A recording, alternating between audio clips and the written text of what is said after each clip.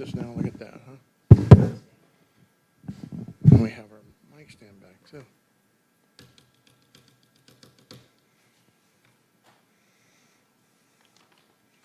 Matthew, did you see that email I sent you about CSA TV? Should have been a little bit earlier, like in the last hour, maybe, hour and a half.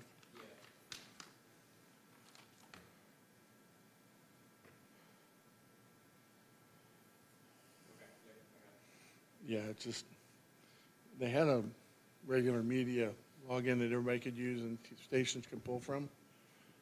But the problem is,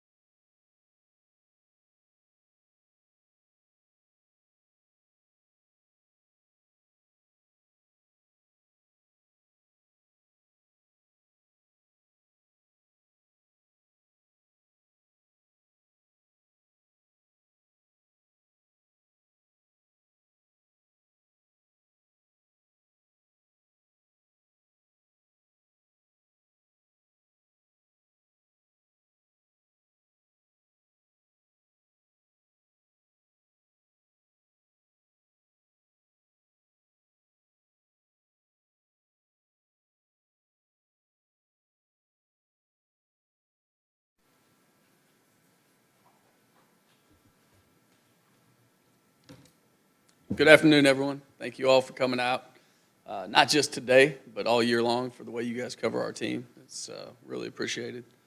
I'm going to start out by going through the players of the game. Something we love to do after a victory is give those people a lot of credit. Offensively, the player of the game is Isaac Klarkowski, who I know many of you may not have known his name until he started that game on Saturday. Reasons before it are real. He is a walk-on true freshman from Green Bay, Wisconsin, who joined our team 3 days before camp. And we're sure glad he did. because looking back, I've coached a while, and I'll coach a long time more. I don't know that I'll ever have a week where our offensive player of the game is also the scout team player of the week for the defense, and that's simply because he took no reps with the ones or the twos until Friday afternoon.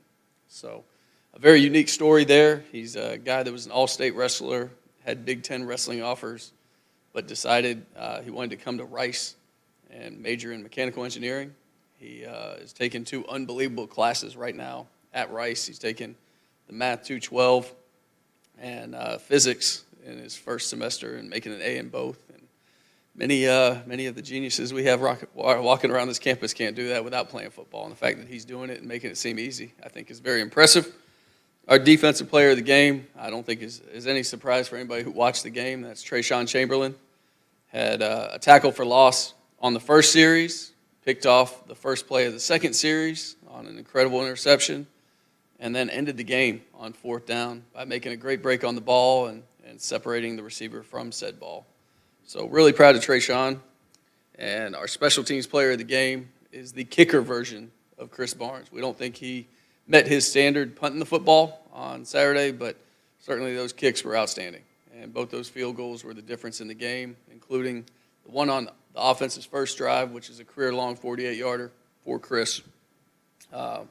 Saturday's win was a really big deal for our team. It was just huge. And as we continue to build the culture around this program, it takes wins like we had on Saturday to continue to advance it, to continue to build the confidence in these coaches and in this program. So I'm really happy we were able to do that.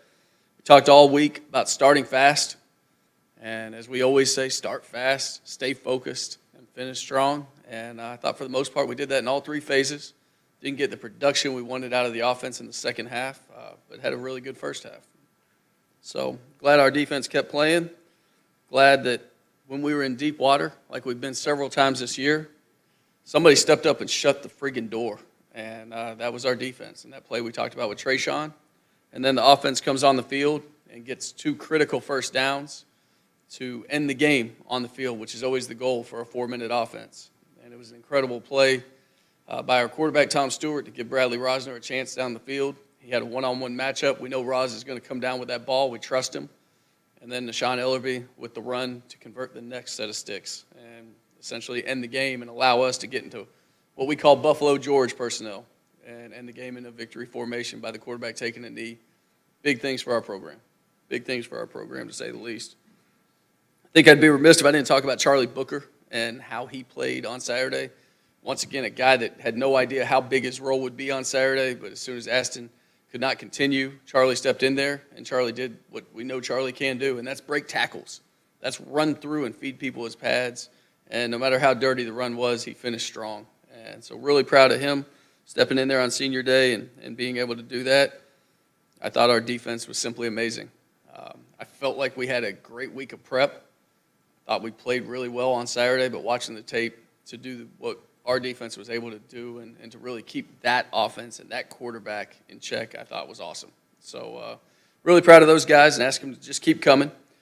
But I, again, just couldn't be more proud of the way the defense is flying around and the takeaways we're getting. I think it really helps with everything we're trying to do as a team right now. And they're doing a great job keeping the sidelines juiced as well. I think you see a different juice on our sideline right now, understanding the passion that's required to play this game. I think our team exudes that. I think you see them loving this game, loving each other, and loving this team. And that's a lot of fun for me as their coach. Moving on to UTEP this week. This is a big game for our players and for our program. Make no mistake about that. We've worked extremely hard these last few weeks to win football games. And I've told them to remember how much work goes into winning a college football game. But this will be a big opportunity for us this Saturday. When you look at the film and read the stats on UTEP, you see a team that has dangerous tendencies, and everything starts with Kai Loxley, their quarterback. He is, if you will, the head of the snake this week. Everything goes through him. He had a great game throwing the ball last Saturday, and all year long when he runs the ball, he has been a problem for defenses. He's been a problem in terms of making efficient runs and keeping the sticks moving, and when he gets in space, he has finished against some really good defenses this year. So it's a great challenge for our defense to really corral him and box him in and get his butt on the ground. That's going to be a great challenge for us. But, I look at Coach Dillman and his staff, and I really think they're doing a good job. They're keeping those kids together. They're still playing hard, which, again, I've expressed to you guys how much big of a challenge I think that is in 2019. I think he's doing a great job. And we know exactly what it takes to rebuild a program back to the great place that program's been. We know how much work that takes. So I look out there, and I see them doing a lot of similar things to what we tried to do in the middle of this season. And I know we're going to get their best on Saturday. It's going to be their senior day. It's going to be a big deal for them, playing in front of their home crowd right after Thanksgiving. But I'm looking forward to it. I'm looking forward to traveling to El Paso, letting our seniors play one more game together with this team. And we want to send these seniors out the right way. These seniors, they know how important this game is to the future of our program. Everybody knows how big of a deal this game is to the future of our program. And I think it's going to be a hard-fought, physical football game, and I wouldn't want it any other way. With that, I'll open it up for questions.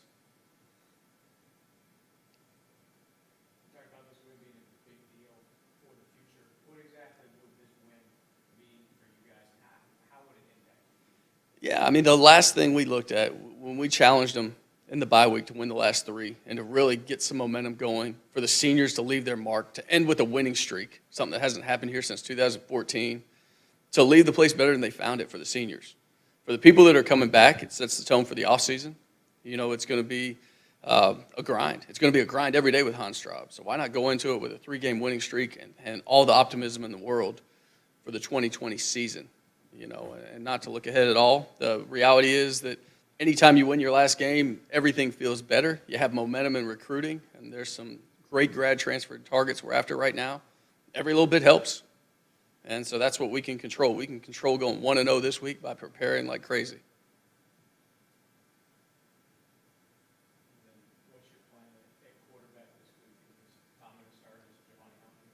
Yeah, so good news from an injury standpoint. Everybody who played in the last game is still available for this one. Nobody has been ruled out, and Giovanni and Juma have not been ruled out either. So we could have both of them available as well. Tom Stewart will be the starting quarterback. Coach, have you seen an upswing in Tom's confidence when he releases the ball?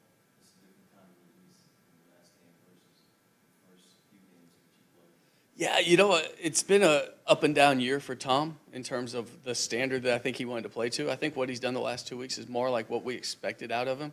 And now there were times that you look back at the Texas game, and he was a wild horse rider a little bit. It looked like Brett Favre out there running around and making throws downfield. And then we had some games where he didn't throw it quite as well. But again, we go back to the film at Harvard that we fell in love with him. And when he gave receivers a chance down the field, that's what we wanted to see, and I think that's exactly what we got in this last game. Do I think there's a confidence swing right now? Yeah, I think all of our confidence is in an upward trajectory, and the fact that we not only believe in ourselves maybe a little bit more, but believe in the people next to us, which is that trust is such a big deal in winning football games.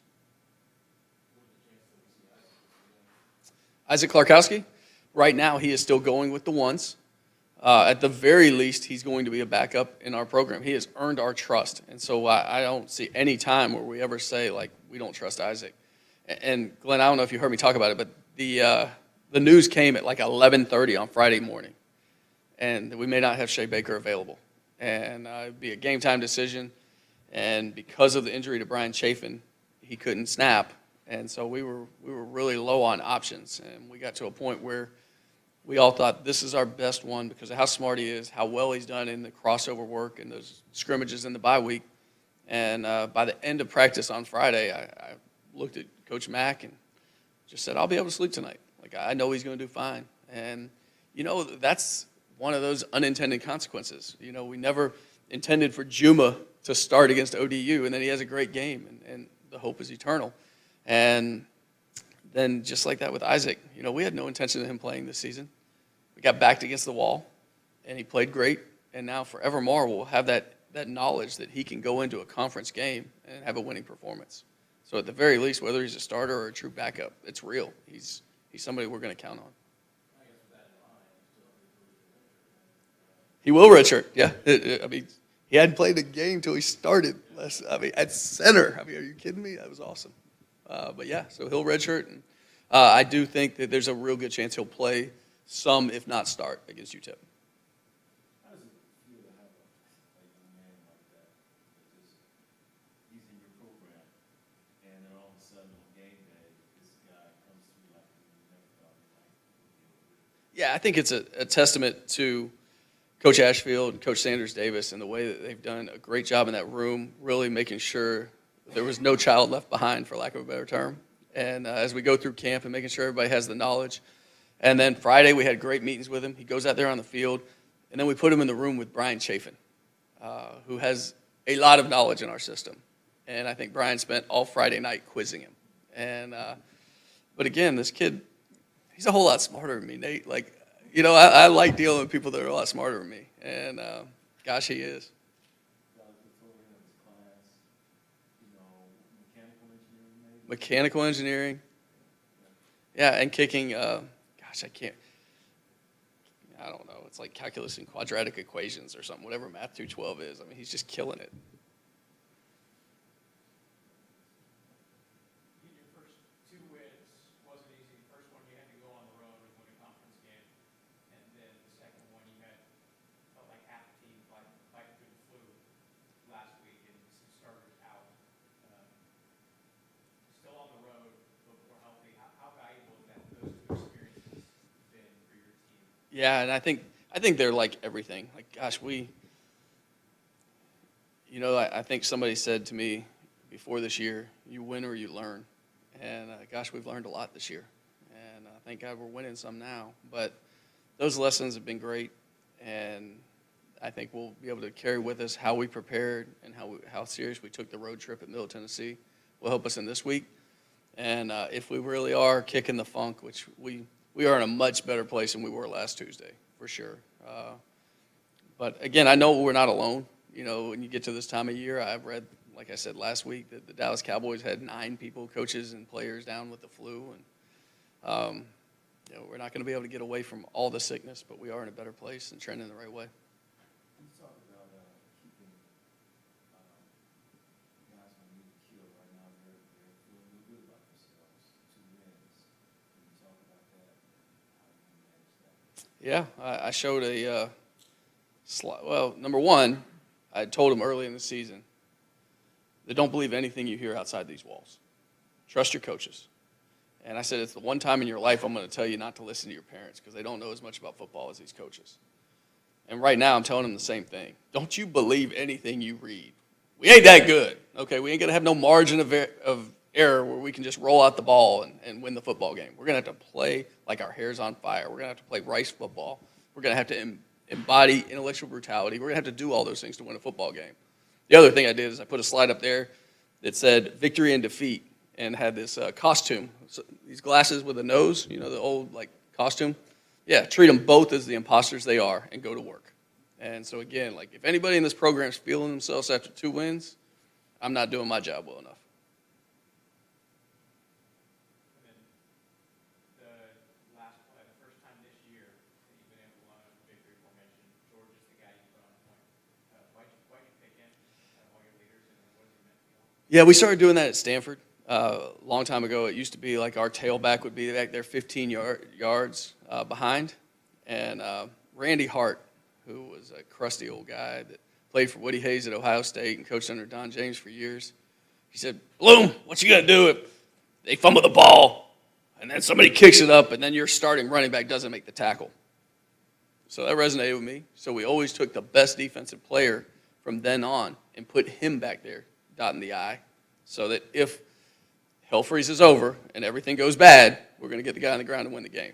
And so we started doing it at Stanford. I know we had Justin Reed do it for a long time. It was Buffalo Reed was the personnel grouping. And obviously Justin's doing a heck of a job with the Texans right now. I'll let him come dot it too. But, yeah, we love George, and we love what he is doing for us. And I think, like we saw last year where George started the year and really through injuries and just his body wearing down had a sharp decline in his performance. And I don't think we're seeing that at all right now. If anything, I think we're seeing an incline as he's more and more comfortable in the system. Every week he's having a big hit, big play. Him, Trayshawn, Naeem, I mean, those safeties are playing really, really good football right now, and they're making every snap physical.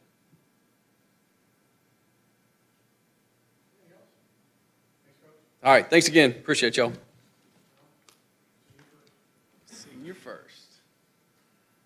I was just open up talking about, again, just what it felt like winning your last game here, and now having a chance to go out and have it. Well, I want to start by saying what a journey this season has been up until this point. It certainly isn't over yet. Coming off of a win last week was great, especially on senior night. I think it was my favorite game that I've been a part of at Rice for multiple reasons. But most importantly, I'm very excited to go on the road and get prepared this week to get this last win on the road. Any questions? How much of these last few games did it speak, whether it be personally, you guys in the locker room, or just a message to the rest of the conference? Can you repeat that question? Yeah, how much of the last few games, getting those 2 wins, getting the run that you have now, how much has that been a statement for you guys, whether it be sort of validating you guys as a team or sending a message to the conference about the fact that you are? I'm not sure in terms of validation, but these last 2 wins have been great to see, for our team to see the fruits of our labor. And our coaches, like Coach Bloomgren, all of our coaches, individual position coaches, they preach to us the concepts of working and working hard. So when we can put all of our forces together and we can get the ball rolling and we come out victorious, it's great to see all the wheels turning and us coming out with a victory. I feel like we needed to put a stamp toward the end of the season, like Coach Bloom said, to emphasize moving forward into the offseason, moving forward with the program's progression. I think these last 2 games and trying to pick up a 3rd win to finish the season off would be very good for the future of this football program. So let me ask you, capture the moment for you. How's it feel? This is your last official Tuesday press conference. Yes, it is. How's it feel? It's surreal. It finally hit me, I guess, my senior season, coming to a finale on the field, taking pictures with my family after the game. Had a lot of people come out to my senior night. It was just a great experience, and this being the last Tuesday, I started the season off doing this on Tuesday, and this is the last one we're going to be doing, and I'm starting to finishing it. So I'm just glad that y'all are having me here to do it, and I'm just glad to be a part of this football program. Where have you grown the most, you think, on and off the field? Where have I grown the most? Yes. I'd say perseverance through adversity, because this school will test your limits. And with the addition of Coach Bloomgren and his staff, they've tested my limits physically, especially with Coach Hans Straub. My team, our team choosing me to be the captain tested my leadership.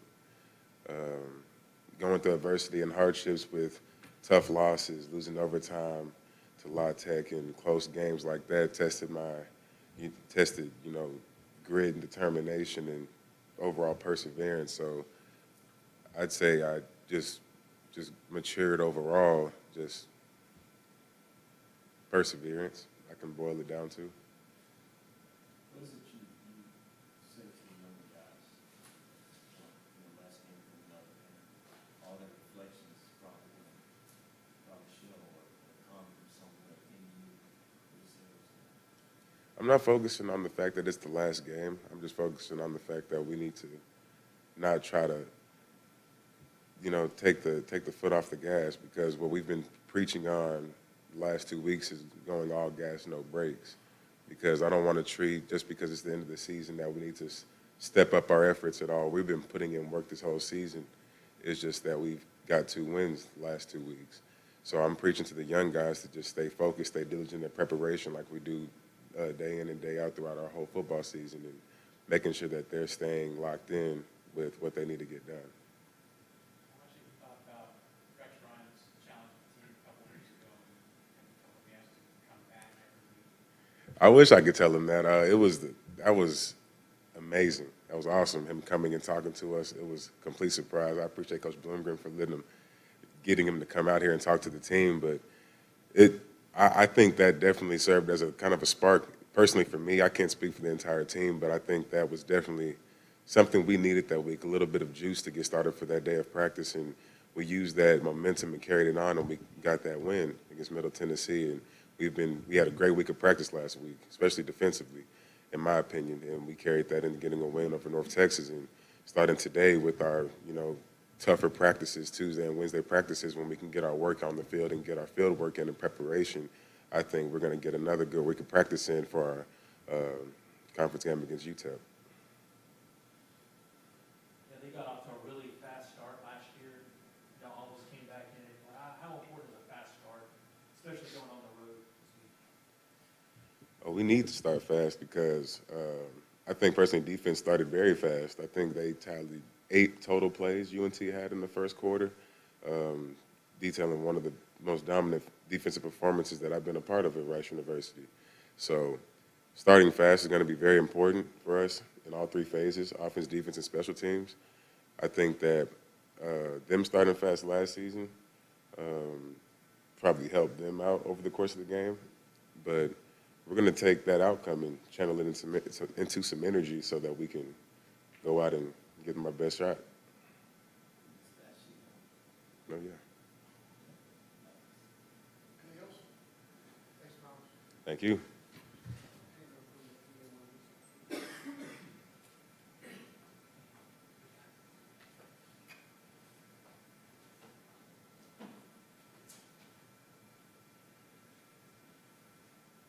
We didn't get to talk to you last week because of class for you, the player of the week. Just reflect a little bit going into the last game, just the progression, how this keeps growing and growing, just what challenges to finish strong. So the challenge is to finish strong. Obviously, we need to stay focused. We really haven't done much. All we've done really is win 2 games. So what this game really means is, heading into the offseason with the right mindset that we can win games, that we can have a winning streak, and that this program really can be successful. Statistically, how much of these last couple of performances sort of envision yourself to? How do you mean? So, I mean, just you becoming very much legitimate weapon that the team had, or a player that team really focused on. Mm-hmm. How much of that was you kind of envision yourself doing? I think everyone kind of has that envision for themselves, that they bring that sort of impact to the game.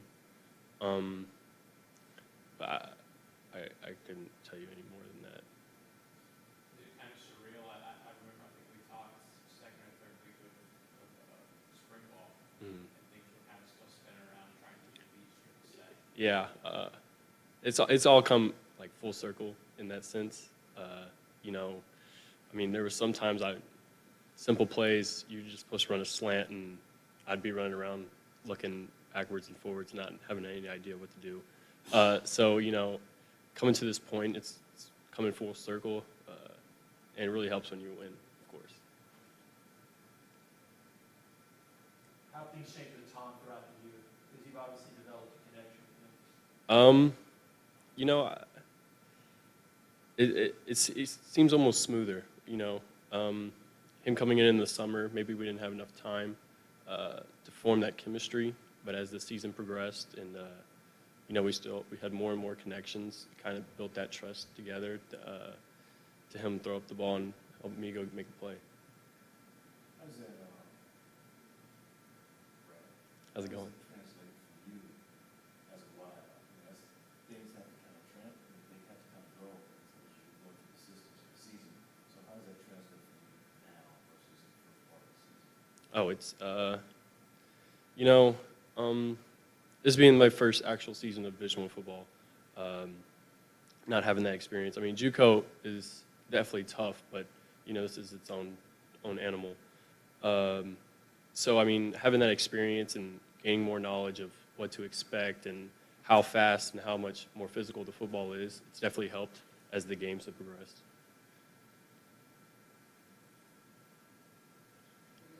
So your opponent for this week, who did you come up? They like to switch it up. I do know that they lead, or I believe they lead the nation in missed tackles. So definitely something to take advantage of there. That we should expect the quarterbacks to put the ball out there and the receivers to go make plays.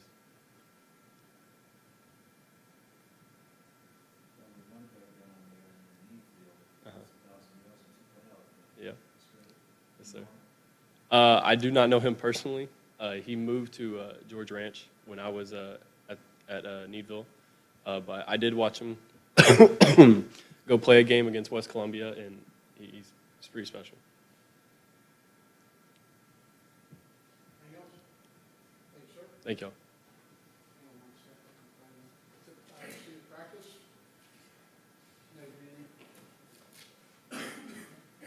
You gonna do, oh, you gonna do Miles, you gonna do, one for me? All right. Follow Nate to his